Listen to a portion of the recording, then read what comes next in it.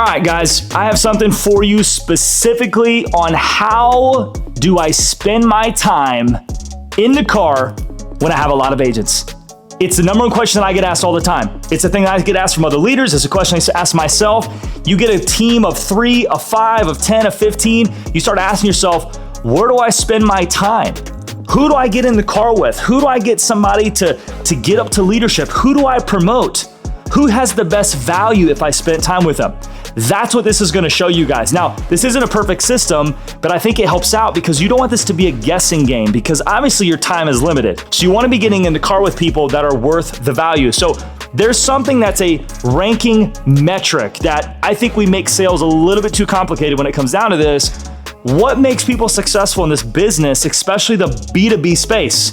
It is volume and activity. Can you get out of bed and go and hit business, right? That's really important. If you can't do number one, you're not gonna be able to do the others, right? Number two is conversions. Who is setting appointments and presenting when they get an interaction with an owner or decision maker, whoever it is that they need to talk to make the sale? Are they converting them, right? That's really important. Number three, closing. Obviously, can they close the deal? This is getting the paperwork. This is getting things solidified. And number four, enrolling. Do they know how to sell? Are they taking people down for $800 to $1,200 a pop when it comes down to sitting down with that employee? So 1 through 4 is the ranking metrics that I use. It's simplified. I don't think there's anything more than you need to that. Again, we want to keep this super simple. So I take the ranking system 1 through 4 that matches with the ranking system here, and then you're going to put your agents across the board. Now I have agents 1, 2, 3, 4, all the way to 6. You're going to have names. So when you're ranking your agents, this is something that you really want to sit down and take a lot of time to do, but don't get too emotional. You want to get your CRM out, you want to get your data sheet out, and you want to look at as much data as you can. Minimum, I think 6 months is good. Even if somebody hasn't been here 6 months, then grab the entirety that they've been here and get the best amount of data that you can. But for people who have been here 6 months, 1 year, those are the kind of data stretches that I would get. If you make your data search too narrow, I don't think you're gonna get the full moral of the story, and I think some of your judgments based on that could be skewed. Why you wanna take all the emotion out of it, right, is because you don't wanna be like, well, this guy right here, man, they've been closing like crazy for the last 2 weeks. Okay, that's great, but we're not talking about the last 2 weeks, right? We're talking about that last 6 months, the last 1 year. So here's how this works. I take my 1 across the board. Since I have 6 agents, there's gonna be 6 rankings across, and I'm gonna say who is the number 1 individual when it comes to volume. Okay, that's gonna be agent 3. Who's second best? Well, that's probably agent 1. Who's third best, right? I'm doing all the way across the board till I get to 6, because once again, I have 6 people. Number 2 is gonna be conversions, okay? Who sets the most appointments or who presents the most? Then I'm gonna have my ranking system across the board based on that. Number 3, who's the best closer? Who can, once they sit down to present, who can solidify that close? A lot of times you're gonna see the person that's the best converter, they're probably gonna be pretty close to being the best closer as well. Not all the time, but obviously those two things will go together. Then number 4, who is your best enroller? If you had your own accounts and you wanted to send somebody to enroll them, who would be your best person? Then your second best, third, all the way to 6.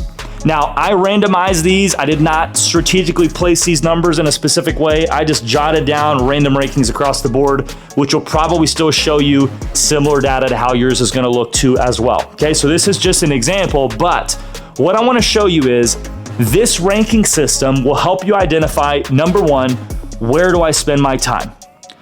Number 2, who could possibly be my next promotion? And then number 3, who's got the highest ROI potential if I spent a little bit more time with them? So let's look at this for a second, okay? I have agent 2 right here, and this one is circled to remind me this is the example that I wanted to use. This person, to me, if I looked at where they're at, they're the 4th highest out of all 6 agents on volume, okay? So they're not really the best at volume. It looks like they struggle getting up in the morning, or maybe they're ending their day at 1 or 2 o'clock, but they're 4th out of my 6 agents right now. If I look at how they're converting out of 3, but look at this for a minute. They're my best closer and they're my best enroller. I think already you can identify, if I'm gonna spend time with this person, How would I spend time with them? I'm not going to go with them to an enrollment. I'm not going to go with them to go and present to a business owner, right? Once again, do I need to do that? No, they have that down. They're doing a really good job at that. Can they get better? Sure. But I'm asking you, if you have limited time, where are you going to spend it? I would be spending it with them, and I would be meeting them at 5:30 a.m. to show them what a full day should look like based on the location that we're going. They need to either find their why again. They need to get back into what is it that got you into this industry? Because if they were at 30 walk-ins for the week, that's what made them a 4. If they got to 60 and I reverse engineered their closing percentage and their enrollment percentage, how much more money would they be making? Not only for themselves, but for the organization, right? So agent 2, I would be spending a lot of time. And if you see right here, they're a 3 on the conversion rate. Are they really a 3? Or they're a 3 because their walk-ins are not enough, right? So a lot of these things, if you fix them on the top side, generally their second or third number will end up fixing themselves. That's why number 1 is always volume, right? So this person right here, man, this would be a great value add to spend some time with somebody, just showing them what it is to get some volume in, okay? If I looked at right here, agent 5. Agent 5 is 5th on the list for walk-ins. So same concept here. He's even worse than agent 2, but he's the second highest converter. So he or she is the second highest converter, but they're not hitting a lot of walk-ins. What kind of ROI can I get back from this? If I get this individual to hit more business and they don't get any better converting and any better closing, what could this person do for the organization? I think that they could do a lot. But right here, they're the 6th individual on the list to enroll. They're not great salespeople. Man, their participation rate is like in the 30 percentile. Each person that they sell, they're like 250 to 400 AP per person. Like, they're just not understanding the concept of enrolling. So if I were to spend time with this person, obviously, not to mimic what I just said before, I would get with them in the car again to talk about activity only. They have this down, man. They're doing a great job here. But here's where I really would spend time. I would say, hey, I will get in the car with you and give you my time if you get a closed case, you hit the right amount of walk-ins, because I want to spend time with you enrolling. What kind of money could you get back if you got this person to a 3 or a 4? How much more could you get if you could show them how to sell $500 to $700 per person, right? They're not even the best enroller, but what kind of feedback can you get? So you guys get the gist of when you start looking at rankings across the board. And I specifically picked these 2 people because for me, agent 5, I think has the highest return of investment potential, because once again, they're really good in the middle, but man, if we can get value up and we can get them enrolling, there's a lot of high side on the value. Value is high here on agent 2 as well because of where they stand here, but because I have to get just one metric up, maybe the ROI is not so high. I do think the investment is less, but once again, it lets you measure people across the board. So if you look at agent 3, last example on this, number 1 at volume, right? What's really hard about guys and gals that are number 1 in volume, they're generally never good in the middle. I don't know why. They hit the most walk-ins, but they're like never the best closers. So generally, I don't need to get with these individuals about how to get up in the morning. But what I need to do is I need to have a conversation with them and some training with them about how they're talking to a decision maker or what they're doing at the front desk to see the decision maker. Here's the biggest concern.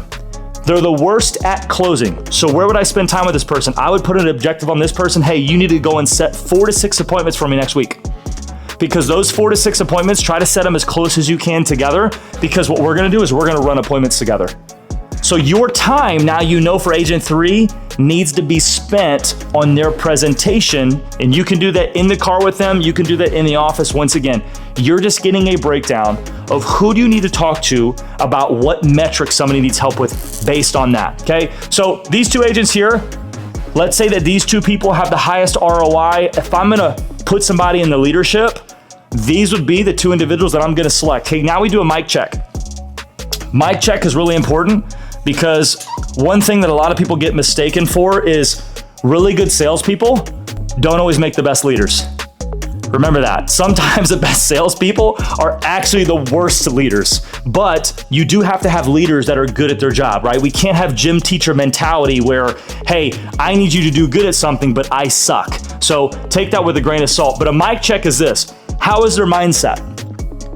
We can't have people that are going to move into leadership that have a terrible mindset. What's the real estate between the ears? How do they talk about themselves? How do they talk about their weekends?